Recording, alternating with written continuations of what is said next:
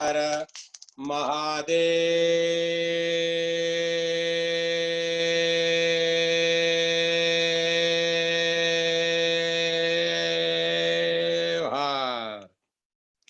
हर हर महादेव, हर हर महादेव, हर हर महादेव। आज की जो कथा है उस कथा में एक बड़ा कुटुंब परिवार हुआ करता था जो एक गांव में रहते थे। उनके यहाँ ऐसा हुआ कि उस पीढ़ी में सबको पुत्रियां ही पुत्रियां हो रही थी। काका बाबा चाचाओं का बड़ा परिवार था, बड़ा कुटुंब था वो। और उस जो पीढ़ी थी उस पीढ़ी में सबको पुत्रियां ही पुत्रियां हो रही थी। तो इसमें बोला कि पुत्रियां तो स्वीकार हैं, शरोधार्य हैं, लेकिन घर की और वंश की परंपरा को आगे बढ़ाने वाला, वंश वृद्धि करने के लिए पुत्रों की भी आवश्यकता है। तो इस निमित्त इन्होंने जो पूजा पाठ करनी थी किया। और इस बीच में देव योग से इनके यहाँ इनके गुरु का आगमन हुआ। तो गुरु को इन्होंने प्रार्थना की, गुरुदेव हमारे यहाँ 23 जोड़े थे, वैसे इतना बड़ा कुटुंब था वो, कि 23 जोड़ों में सबको पुत्रें पुत्रियां हो रही, किसी को पुत्र नहीं हो रहा है, आप कृपा कीजिए इनको पुत्र हो। तो बोला ठीक है, प्रभु की आप प्रार्थना करो, प्रभु अगर चाहेंगे तो प्रभु इच्छा से पुत्र भी होगा। बोला प्रभु की इच्छा होती तो अभी तक हो जाता, अभी तक हुआ नहीं है, आप कृपा कीजिए, आप आशीर्वाद दीजिए तो उनको पुत्र हो। इस बीच में वो गुरु तो प्रभु के ऊपर ही रख रहे थे। इस बीच में इनके घर में जो बुजुर्ग माता थी, जो दादी माँ थी, दादी माँ आई और दादी माँ ने आके गुरु को बोला कि गुरु जी मैं ये मन्नत करती हूँ कि जितने हमारे ये परिवार में जो हमारे कुटुंबी जन हैं, जो सबकी सबकी बड़ी थी, सबकी सीनियर थी, सब मेन वही थी, उन्हीं के सब बच्चे थे। उनके बच्चे, जो उनके बच्चों के जो उनके पोते थे, पोतों की जो बहुएं थी, वो ऐसा कुल था बहुत बड़ा। 23, सोचो आप, इनके एक बेटे, बेटे के 5 बेटे, दूसरे बेटे के 6 बेटे, उन बेटों के बेटे, मतलब उस कुल की बात कर रहा हूँ मैं आपको कि उस कुल में, उस में जब उस पीढ़ी में किसी को भी लड़का नहीं हुआ था, तो उन्होंने अपने मन से ही और श्रद्धातुर होके भक्ति भाव से ये गुरु के सामने ये प्रतिज्ञा, संकल्प लिया कि जो भी हमारी प्रथम संतान पुत्र के रूप में होगी, इन सब में से 23 के 23 हम आपको देंगे, आपके आश्रम में देंगे, आप उनको सन्यासी बनाइए, हम आपके अर्पण करेंगे वो। तो ऐसा उन्होंने संकल्प किया गुरु के सामने, और गुरु ने बोला हरी इच्छा जो प्रभु इच्छा, ऐसा कहकर चले गए गुरु। और गुरु की कृपा, प्रभु की कृपा माने, गुरु की कृपा माने, इनके घर में 23 को बेटे हुए। 23 को जब बेटे हुए तो अब इनके मन में आया कि गुरु को देना है। अब छोटा बच्चा तो फिर गुरु को खबर सुनाने गए कि ऐसा ऐसा बच्चा हुआ आपके आशीर्वाद से। तो गुरु ने ठीक है ले जाओ। अब छोटा बच्चा तो उनको माँ चाहिए, बाप भी चाहिए, ऐसा करके इनको वापस ले आए। और इनके एक के बाद एक और लड़के भी इनको हुए इनके पीछे, मतलब करीब करीब ये 7 साल के बच्चे हो गए। तो अब इनको बोला, इनकी दादी माँ ने बोला कि अब चलो इनको गुरु के अपन अर्पण करें। तो इनका बहुत मोह हो गया था माता पिता का, फिर जो उनकी पुरानी जो पहले बहनें थी उनका मोह हो गया था, फिर इनके दूसरे जो भाई आए, भाई तो उस टाइम नादान थे, छोटे थे, शैशव काल था उनका, तो उनमें इतनी समझ नहीं थी, लेकिन इनके बड़ों का सबका बहुत मोह हो गया था इनमें। और उस मोह बंधन में बंध गए थे। तो उन्होंने कहा कि दादी माँ आपने भी क्या किया, ये आपको भी हमसे पूछते सही, बिना पूछे बिना कुछ किया आपने ऐसे ही कर दिया। कुछ और वर मांग लेते, कुछ और मन्नत मांग लेते गुरु के सामने, आपको ये मन्नत मांगने की क्या जरूरत थी कि हम आपको अर्पित करेंगे। इस तरह से आपने मार मांग लिया, अब हम कैसे उनको अर्पित करेंगे, हम तो अर्पित नहीं करेंगे। बोला नहीं, कैसे अर्पित नहीं करेंगे, करना पड़ेगा। तो दादाजी को बोला ये देखो बच्चे कैसे बोल रहे हैं, बहू में कैसे बोल रही है। बोला तुम्हें भी सोच समझ के करना चाहिए था, तुमने भी तो किसी से पूछा नहीं। बोला हाँ मैंने तो किसी पूछा नहीं।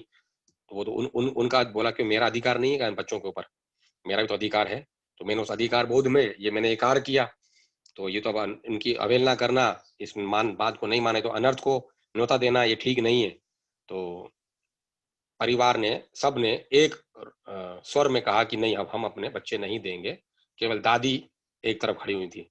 तो ये दादी और ये घर के जो बड़े थे, सब ये लोग गुरु के आश्रम में गए और गुरु को जाके बोला हाँ भैया आगे बढ़िया, बहुत अच्छा, बच्चों को भी लेके गए। तो ठीक है, बच्चों को लेके बोला ये बच्चे हैं लेकिन हम इनको आपको नहीं देंगे। बोला क्यों क्यों, हमको क्यों नहीं दोगे। बोला इनका इनमें मोह हो गया। ये बोले दादी ने प्रतिज्ञा की थी, हमने तो प्रतिज्ञा नहीं की थी, दादी ने प्रतिज्ञा की थी, दादी ने हमसे पूछा भी नहीं। बोला हाँ ये बात सत्य है, प्रतिज्ञा दादी ने की थी।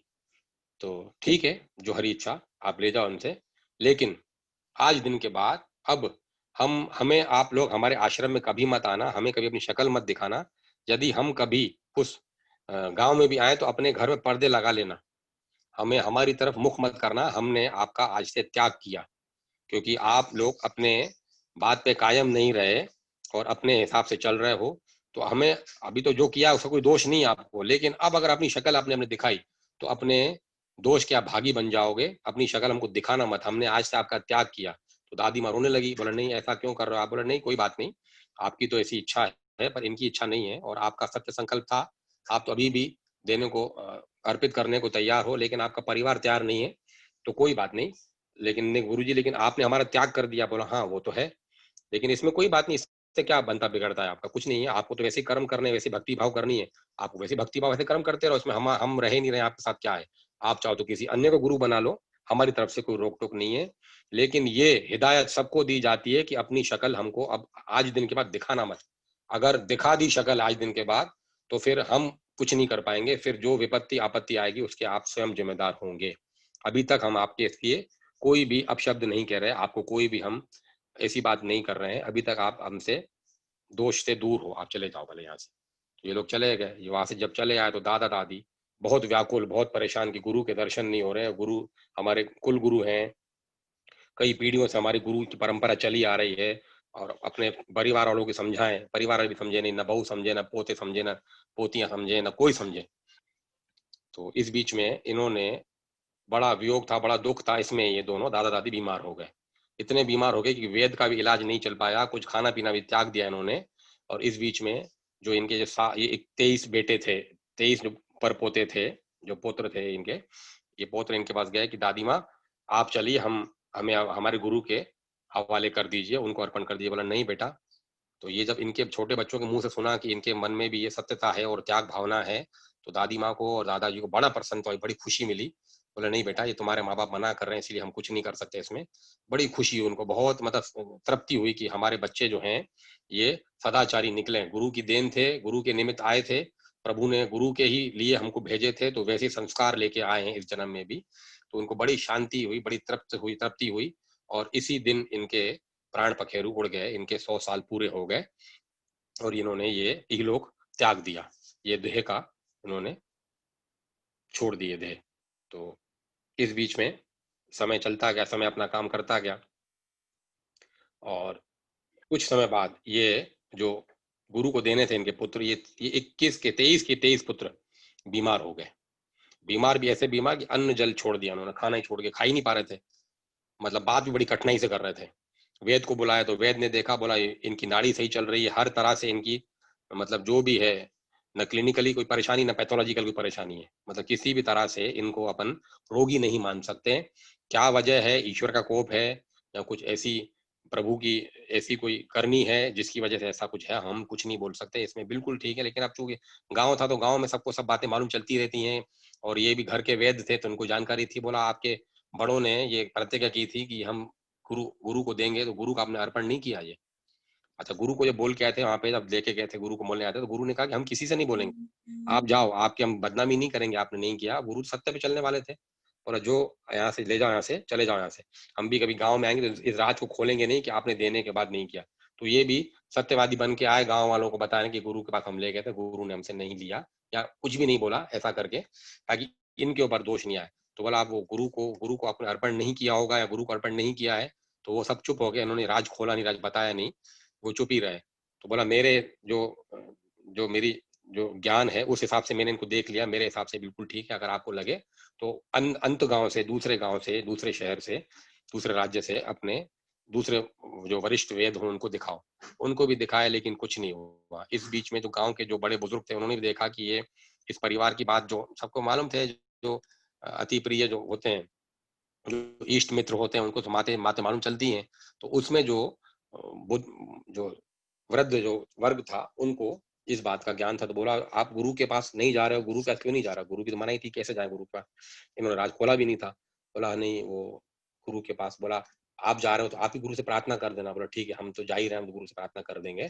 तो ये लोग गांव के कुछ लोग गए, कुछ वरिष्ठ लोग भी गए, उन्होंने जाके गुरु को बोला कि गुरु जी, जिसको आपकी कृपा से जिन्होंने ये पुत्र प्राप्त किए और उनके बाद और भी इनके यहाँ वंशावली बड़ी है, पुत्र संपत्ति, पुत्र संतान आदि उनके हुए हैं, तो वो जो पहला जो था पंच जो पहले हुआ था, वो पूरे के पूरे 23 के 23 बीमार पड़े हैं, और कोई उनको रोग नहीं है वेद के हिसाब से। लेकिन अब तो उनकी बात भी धीरे धीरे जीवा भी बंद हो रही है, इनकी वाणी भी बंद हो रही है, बात करने में भी उनको असमर्थता हो रही है, आप कुछ कृपा कीजिए, हमें लगता है कि बोला नहीं, अब हम तो, बोला आप चलिए वहां पे, बोला नहीं हम तो वहां आना नहीं होगा। तो उन्होंने, अभी गुरु ने राज नहीं खोला, लेकिन जो समझदार थे, जो वृद्ध थे, उन्होंने समझ गया कि गुरु की कैसी बात है, तो गुरु जी इन्होंने आपको देने के लिए कहा था और आपको इन्होंने आपके यहाँ आए नहीं, इसीलिए था। गुरु तो सत्यनिष्ठ थे, वो तो झूठ भी नहीं बोलेंगे। बोला हाँ ऐसा था, लेकिन उन्होंने फिर मोह में आ गए थे तो उन्होंने दिया नहीं। तो बोला आप इन पे कृपा कीजिए, आप तो कृपा के सिंधु हो, कृपा के सागर हो, कृपा के समुद्र हो, आप करो उनके लिए कृपा। बोला ठीक है, ऐसा है, अब उनको परिवार वालों को तो नहीं, उन बच्चों को ले आना हमारे पास। तो उनके परिवार में से कोई भी नहीं आना चाहिए। तो इनके 23 के 23 बच्चों को लेके आए। जैसे गुरु के आश्रम के पास आने लगे, गुरु के आश्रम के लिए जब चलना शुरू किया, तो इनकी धीरे धीरे वाणी भी खुलती गई। और जैसे गुरु के पास आए तो इनकी वाणी खुल गई। गुरु ने बड़ा आज आदर सत्कार किया, इनका बड़ा प्रेम दिया। और जो जो इनके पसंद की चीजें थी, गुरु ने बना रखी थी, वो खिलवाई, अपने हाथ से खिलाई। और अच्छा बढ़िया उन्होंने खाया, जो खाना पीना बंद था, खाया पिया भी था, जो बातें बंद हो गई थी, बात भी करना शुरू हुई। ऐसा पूरा गांव वालों ने देखा कि गुरु का प्रताप देखा, गुरु के तेज का प्रताप देखा, कि जो बच्चे इनके गुरु के आश्रम के निकट आए, इनकी जीवा खुल गई, इनकी आवाज खुल गई। और गुरु ने इनके इन्हीं के पसंद का खाना खिलाया। ये तो परिवार वालों को मालूम, बच्चों को मालूम, गुरु को कहाँ से मालूम चला कि इनके पसंद की चीजें क्या है। तो गुरु ने इनके पसंद की वो चीजें बना के रखी थी, वो सब खिलाई इनको। ऐसे 2 दिन वो यहाँ पे रहे। फिर गुरु ने बोला कि अब इनको वापस ले जाओ। तो बच्चों ने कहा नहीं गुरु जी, हमारी दादी माँ का जो प्रतिज्ञा थी उनको हमें पूरा करना है, हमें तो आप अपने पास रख लीजिए। बोला नहीं, इसमें तुम्हारे माता पिता की इच्छा नहीं है और ऐसा नहीं होगा, आप वापस जाओ। ऐसा करके वो इनको, गांव वालों को बोला कि इनको वापस ले जाओ। 2 दिन रहने के बाद इनको वापस ले गए। फिर ये परिवार वाले आए, गांव वाले ने बोला कि देखो ये गुरु की महिमा, ये बच्चे वहां जाते ही ठीक हो गए, आवाज ठीक होगी, वहां जाके बच्चों को खिलाया और वो सब चीजें खिलाई। कभी ना गुरु से अभी आप मिले बच्चों के जन्म के बाद कि बच्चों को क्या पसंद है क्या पसंद नहीं है, ना बच्चे मिले। जब उस टाइम के, उस टाइम शेषव काल के थे, उस टाइम तो कुछ खाना पीना था ही नहीं सिवाय दूध के। तब भी उनको इतना ज्ञान है, वो बड़े पहुंचे हुए गुरु हैं।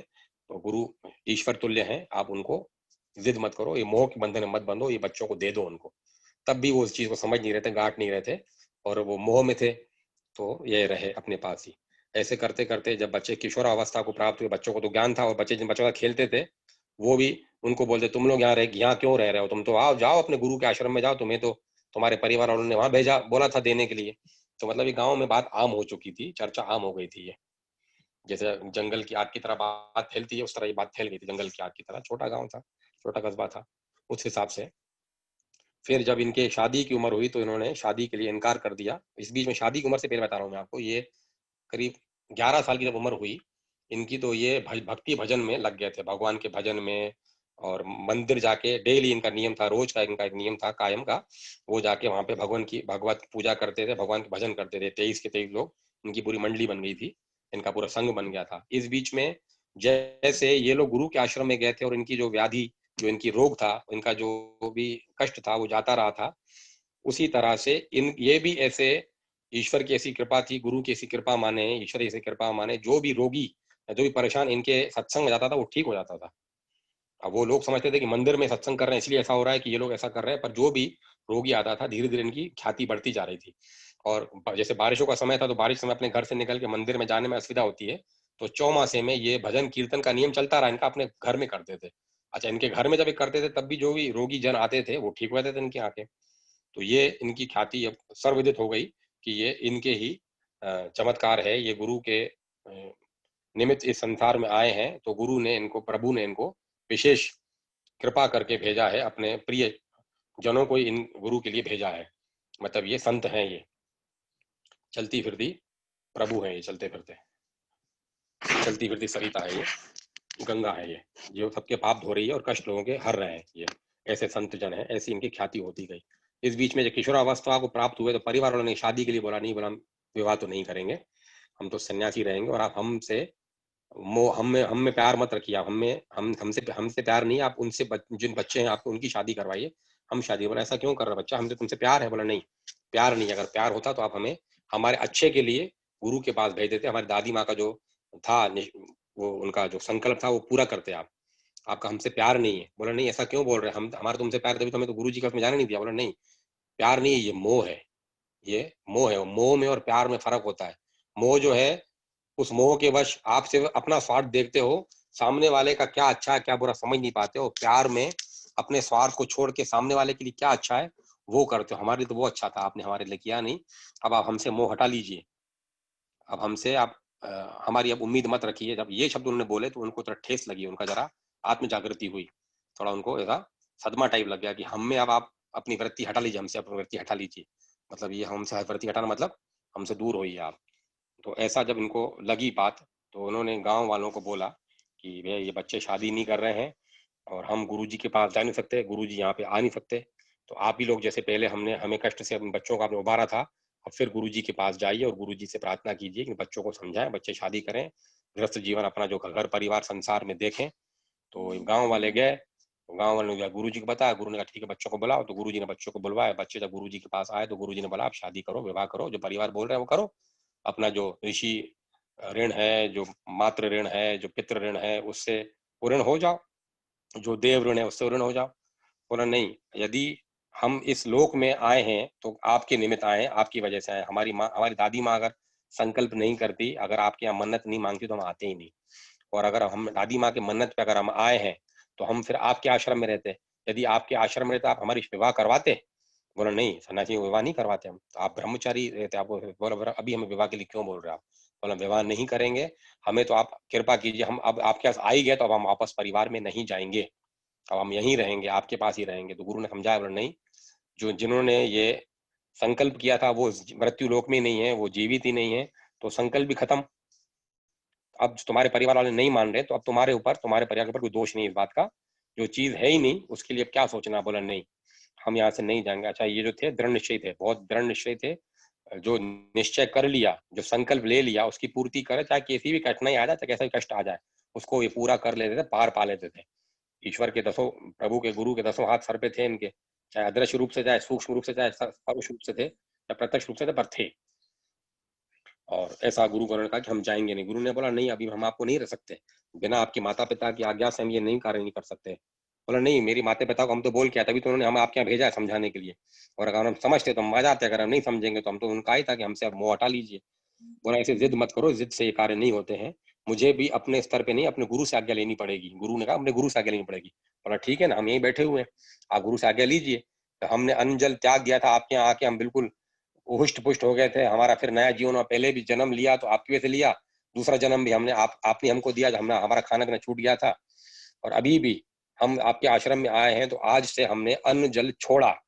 मैंने कहा था ना, बड़े निष्ठा के पक्के थे और दृढ़ निश्चय के पक्के थे, निश्चय ले लिया हमने, जल अन्न जल छोड़ा।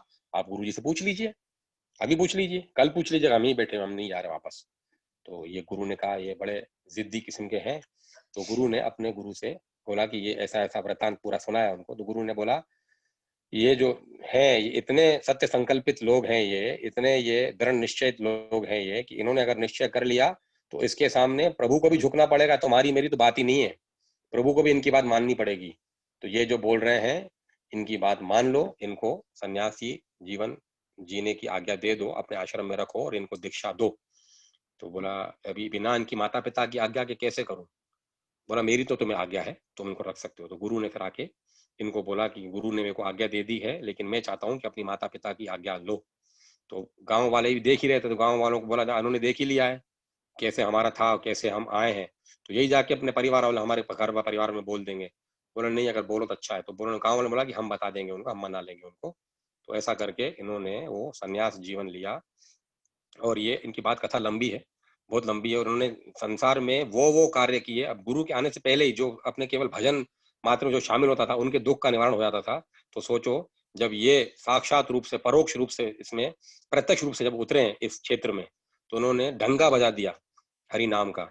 और ऐसे प्रभु के प्रतिनिधि थे, धर्म का नाश करने, अधर्म का नाश करने के लिए, धर्म की जय जयकार करने के लिए उनके वो कार्य हुए, और सत्य के असत्य के ऊपर सत्य की ऐसी जीत करवाई इन्होंने।